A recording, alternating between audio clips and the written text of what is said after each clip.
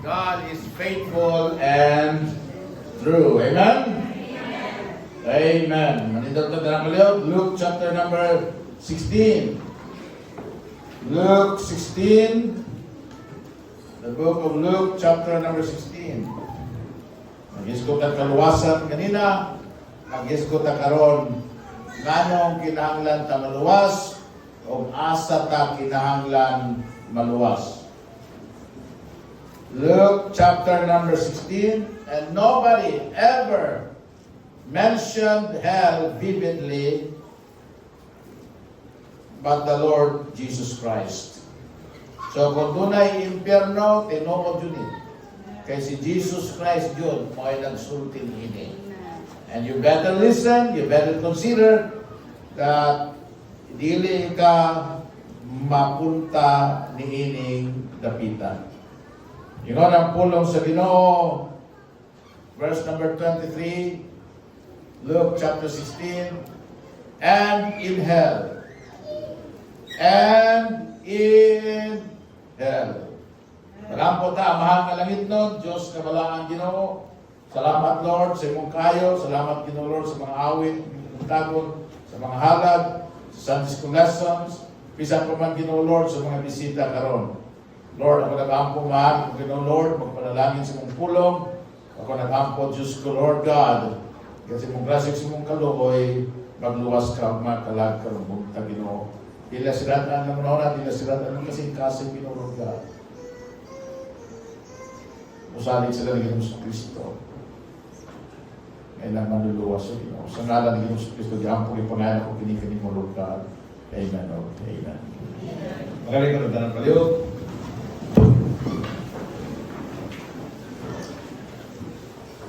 Doon ay mga tao, madili mo tuo, nga doon ay impyerno. Parang atong Ginoo nagtuo. Amen? The Bible teaches a place called hell. It is a real place. Diin ang mga tao nga dili luwas. Mupadulong po niya humag sa ilahang kamatayon. It is a real place. And Jesus Christ had a lot to say about hell. Heaven is a beautiful place. You don't have to warn people about going to heaven. But you have to warn people about going to hell. Mamagaling na, kung imong basahon sa Biblia, Jesus, our Lord, have warned people many times over about hell. Because it is an awful, awful place to go.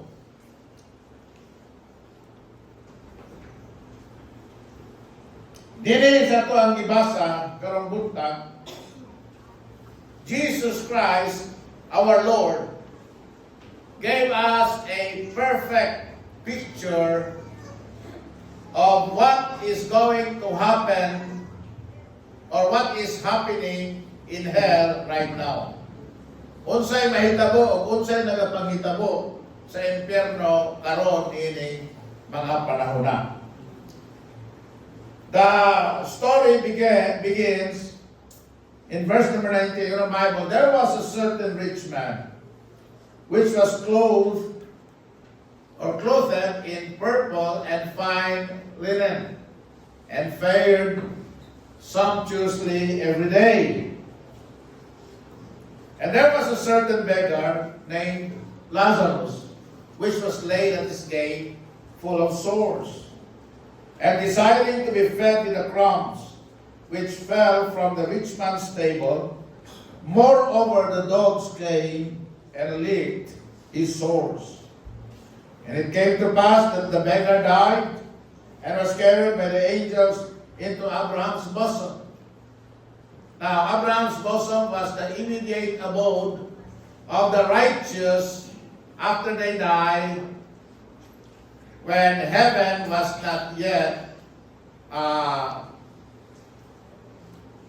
open nila mga panahunan. Because the Son of God had not died yet.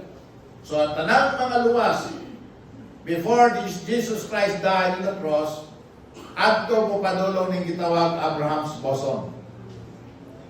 So, Lazarus went at Abraham's bosom. Abraham's bosom was only temporary because after the Lord Jesus Christ died, kining Abraham's bosom wala na.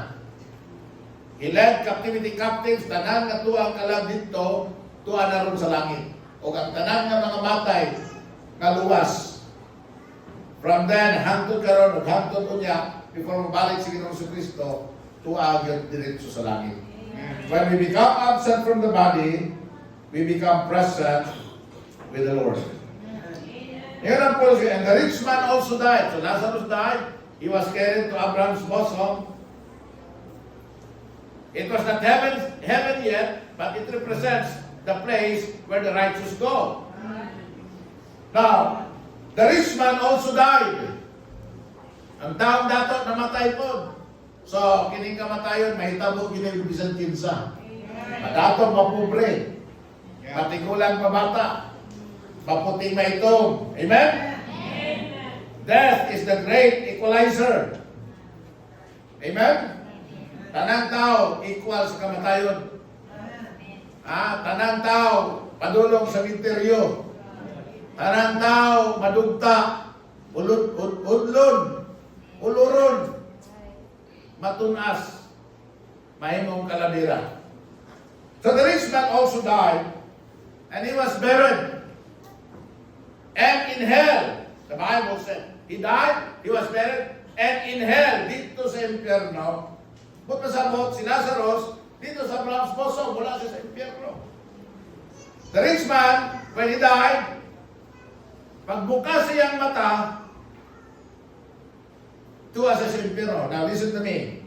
Ang atong lawas mamatay, di na ni muliok, di ni musulti, pero ang atong kalam, buhi. Amen? Ang kalam sa tao, man siya mamatay, buhi. And the Bible said, mahimong tuwa kini sa langit o mahimong tuwa usab kini sa impyerno. Depende kung ang namatay luwas ba o dili. So karong buntag, ang imong kalam magdepende asa nimo adto kung luwas ka ba o dili. Amen? So aron dili ka ma-impyerno, sigurado ka nga langit imong kalam, dahil kinahanglan kang maluwas. The Bible said, in hell he lifted up his eyes, being in torments, and seeth Abraham afar off, and Lazarus at his bosom. And he cried and said, Father Abraham, have mercy on me, and send Lazarus that he may dip the tip of his finger in water, and cool my tongue, for I am tormented in this flame. But Abraham said, Son, remember that thou in thy lifetime receivest thy good things, and likewise Lazarus evil things, but now he is comforted, and thou art tormented. And beside all this, between us and you, there is a great gulf fixed, so that they which would pass from hence to you neither can they pass to us that would come from thence. Then he said, I pray thee therefore, Father, that thou wouldest send him to my father's house, for I have 5 brethren. I have 5 brethren.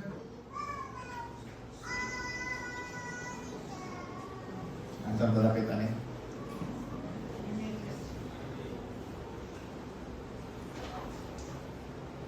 For I have 5 brethren, that he may testify unto them, lest they also come into this place of torment.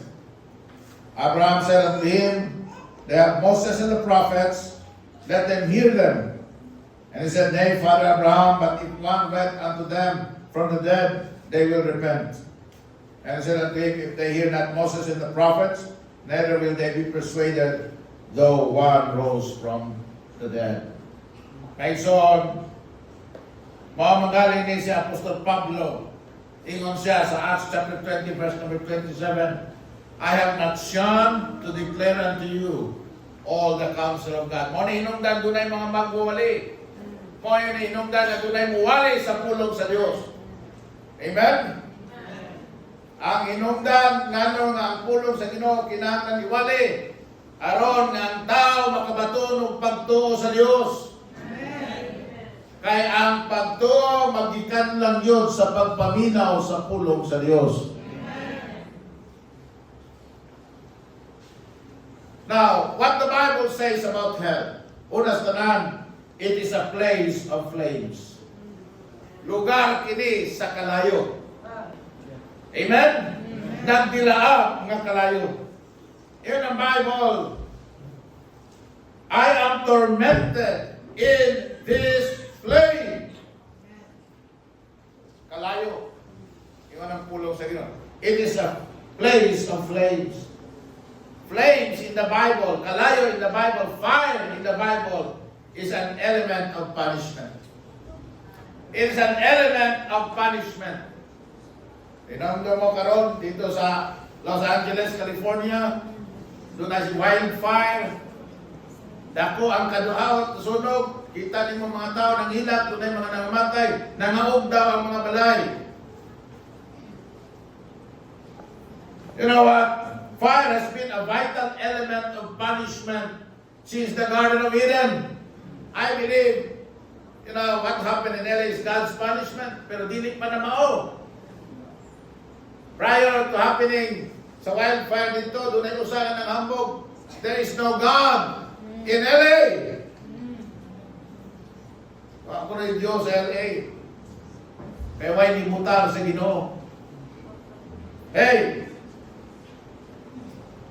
God, when Adam and Eve sinned, nagipapawad sa Garden of Eden, ipagwardyahan sa Dios o manulunda ang Garden of Eden nga dunay gikunitan nga nagdilaab nga espada.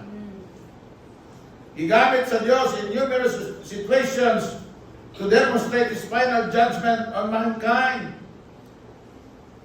Sodom and Gomorrah. Karon, salamat ko sa Presidente sa Amerika, ingon sa dito. Sukat karon, duha yun ang gender.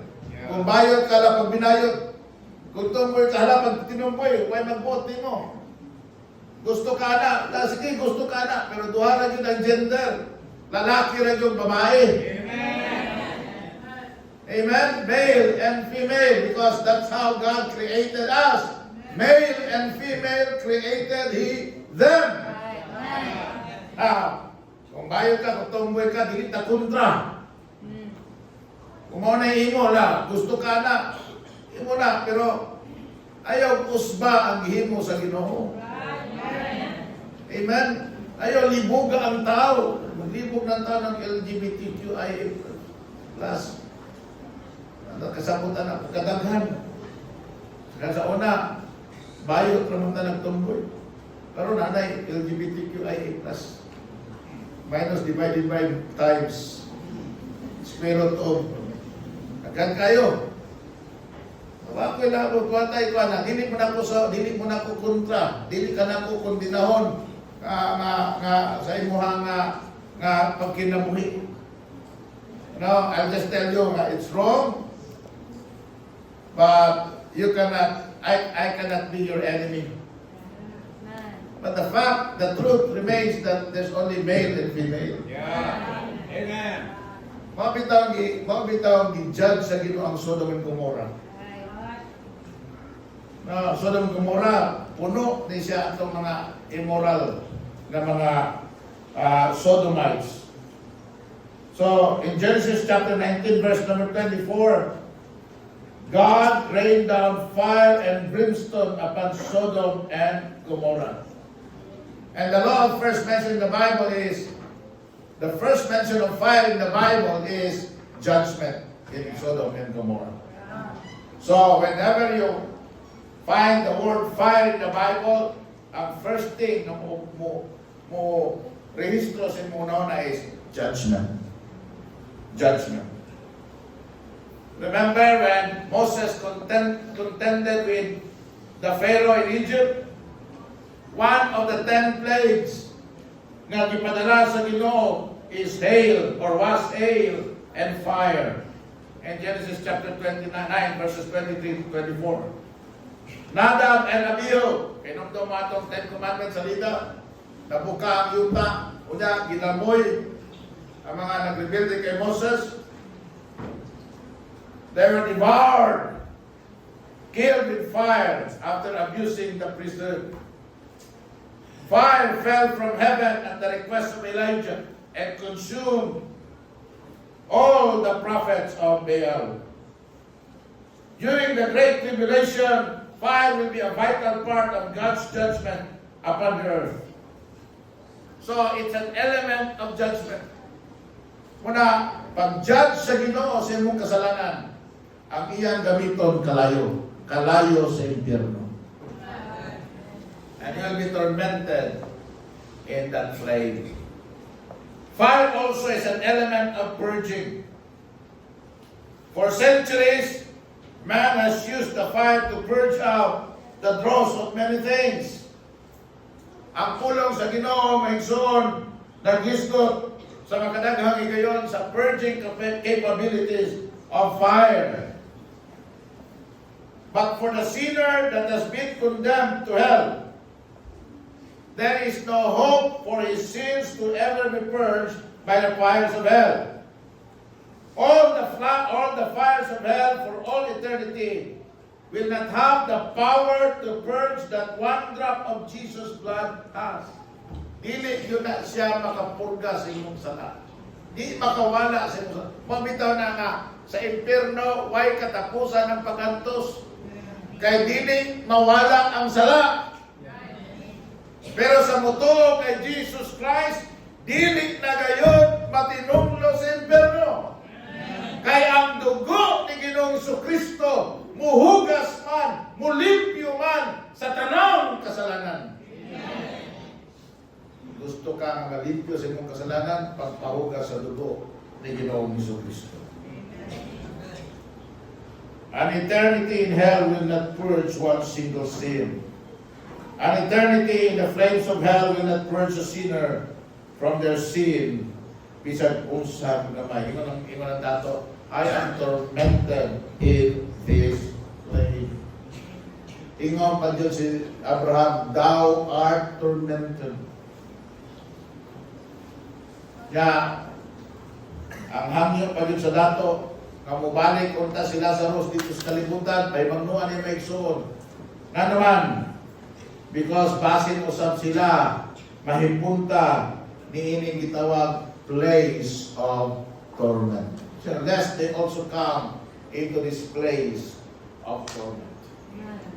Hell is a place of torment. Amen? Kung pasabot, it is a place of intense pain and anguish. Galing ko ng Bible, magpangagot ang imong ipon dito. Ang nakapait man eh. Wala gihimo sa Diyos ang impyerno para sa tao.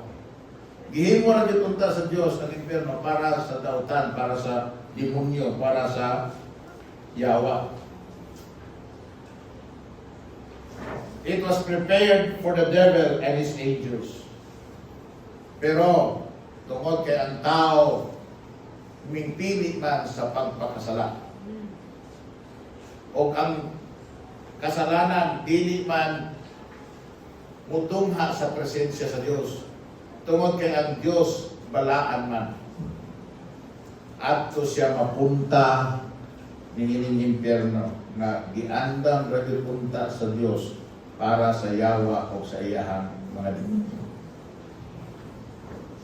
So, kung mamatay ka niya, matugay impyerno, ay mong kauban dito, yawa o mga demonyo. So, di kayo yun na. Amen? Dito ka mo ato dito. It is a place of flames. Number 2, it is a place of futility. Sa muna, the word futile means serving no useful purpose. Una, makita ni mo da, he cries for help. Pero wala na. Ulahin na. Amen? He cries for help. Ito ng Bible. And he cried and said, ito ng Bible, Father Abraham, have mercy on me. One of the greatest disappointments in hell is God's lack of response to the cries of those in hell. Di gyud mutubag, di gyud maminaw, di gyud maluoy ang taang Dios sa tao nga naa sa impyerno. Nga naman, kay ang kaluoy ang tabang sa Dios, gihimo na niya nga available karon nga buhi ka pa. Amen? Naaya paabot nga, kamatay na lang ako. Hindi kamatay mo, matulog pero wala na. Sa kung saan mo singgit ito, sa kung saan mo pakiluwi, hindi nakapaminawon sa Ginoo. Ha? Kung karon ka mohilak sa Ginoo, kung karon ka mingos Ginoo, tabangi ko Ginoo, maluwi ka na ko Ginoo, luwas ako karon. Kung karon ka mingos anak, luwason ka sa Ginoo. Paminawon ka sa Ginoo. Pero kung yan ikamatay mo at wala sa impyerno, di na maminaw ang Ginoo. Amen? There is no comfort for the tears and the crying of the dumb in the flames of hell. The Bible says, there will be constant noise of the cries of the souls in the place of hell. Muna yung sa Matthew chapter 8, verse number 12, there shall be weeping and gnashing of teeth. Those that died, kunya mo ato sa impyerno in, kato mga nangamatay sa una, hangtod karon, nagsigis naggila o tabang dito sa impyerno. Pwede man kana, nung dumato nagbaha sa panahon ni Noah. Kaya si Noah naghimog arka. Amen? Na nagwali si Noah. Panulot mo sa arka kay ang Diyos magpadala og baha. Katawaan siya sa mga tao. Ibibiyay siya sa mga tao. Ibugal-bugalan siya sa mga tao. Ang arka hulang way katus kaluwasan sa Diyos. Ang arka is the type of the Lord Jesus Christ. Come into Christ and thou shalt be saved. Wala paminawa. Hangtod, ingon ang Ginoo kinano panulod nimo and then siratan akong arka. Siratan sa Dios ang arka. Paminaw. Pag ang Dios mo sirado, walay makaabli. Pag ang Dios mo makaabli, walay makasirado. So, what happened? Sulod sila sa arka, napulan. Tapos ito ng pulong sa Ginoo.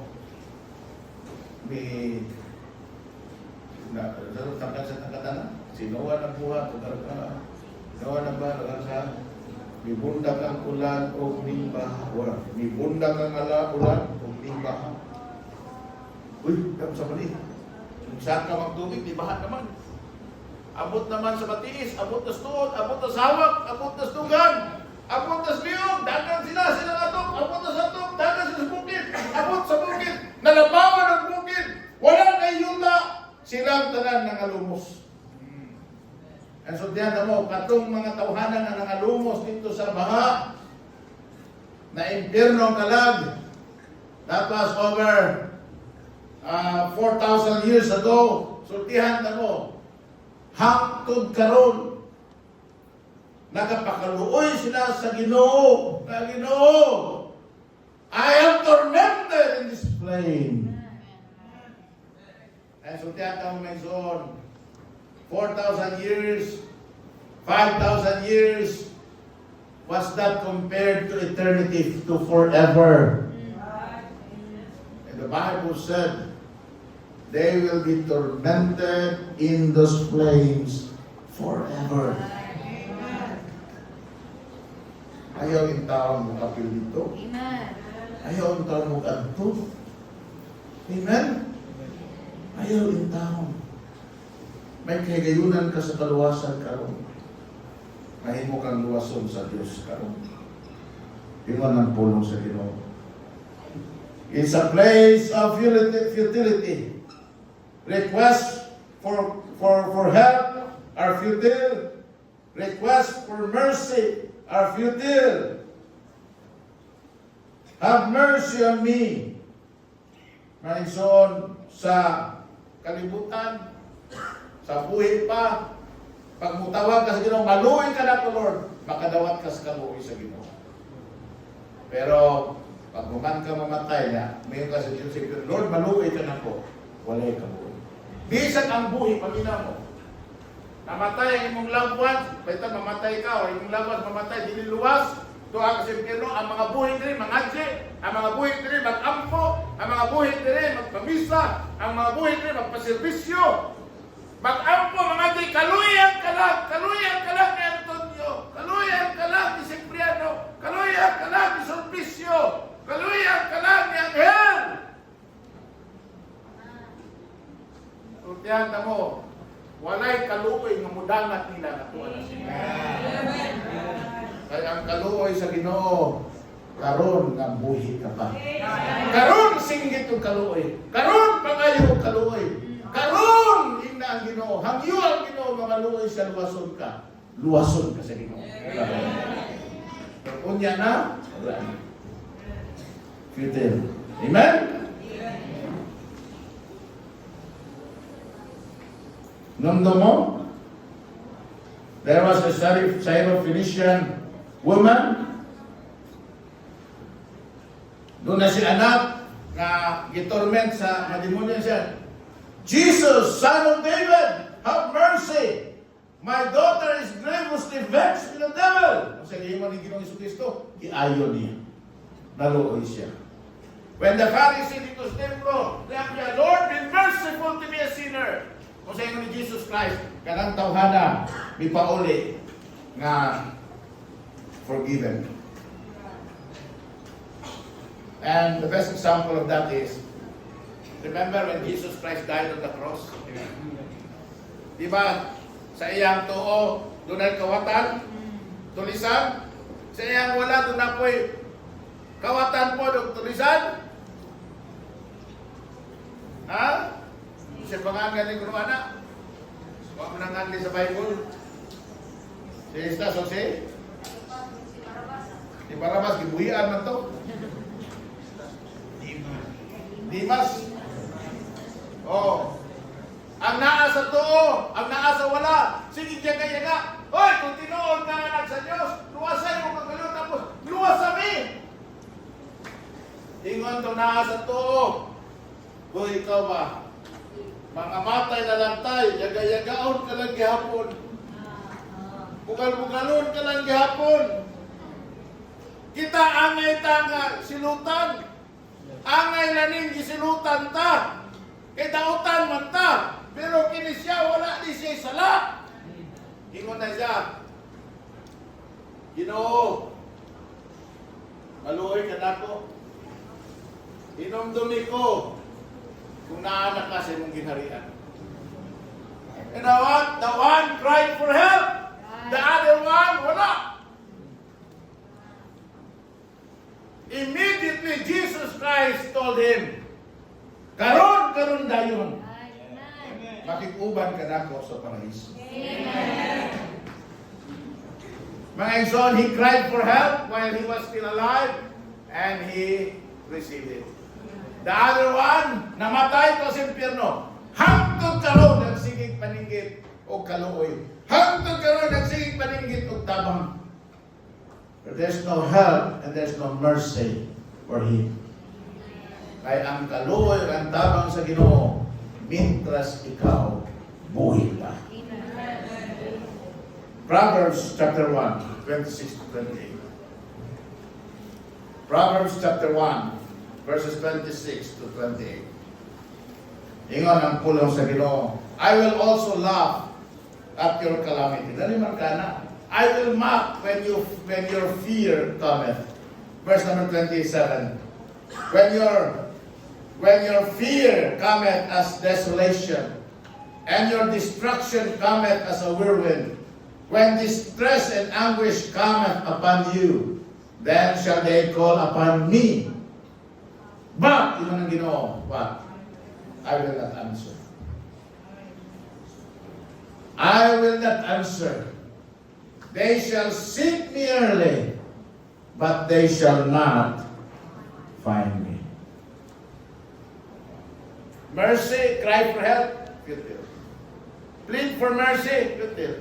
prayer for the people are fitted. Bisa kung saan ka na itong ampo.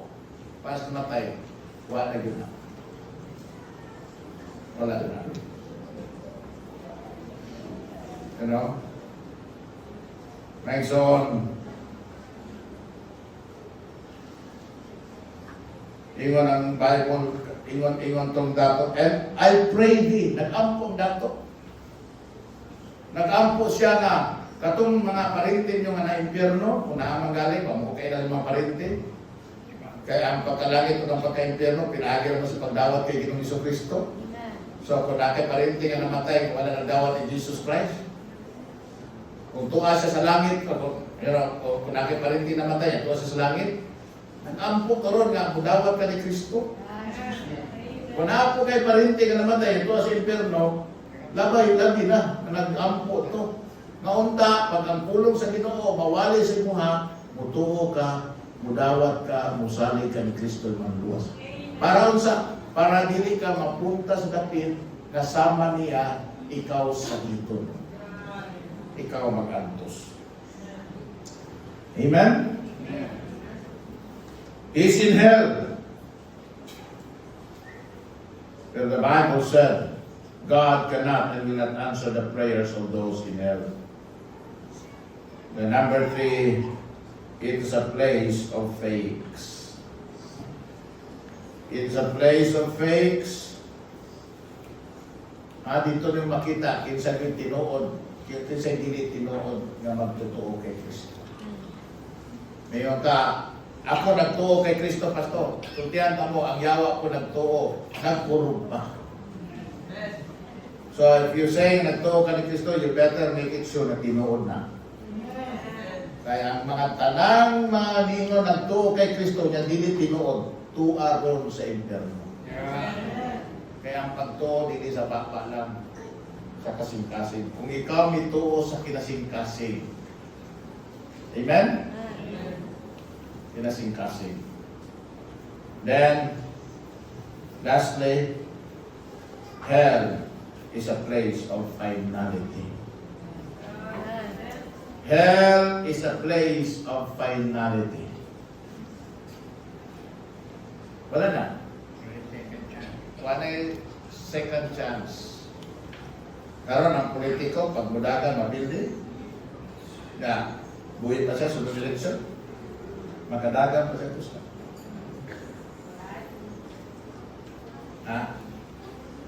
Pero once na mato ng imong kalag sa impyerno, final.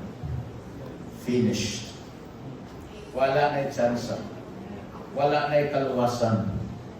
Dili na ka maluwas. Muna ang kaluwasan, karon. Karon ang adlaw sa kaluwasan. Tanawa ko sa 1 Corinthians. 1 Corinthians, 2 Corinthians. Let me see.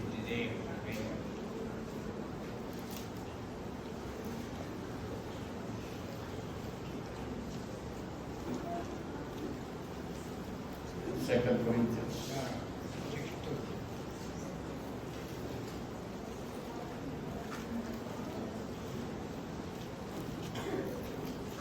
Saan ang verse galing?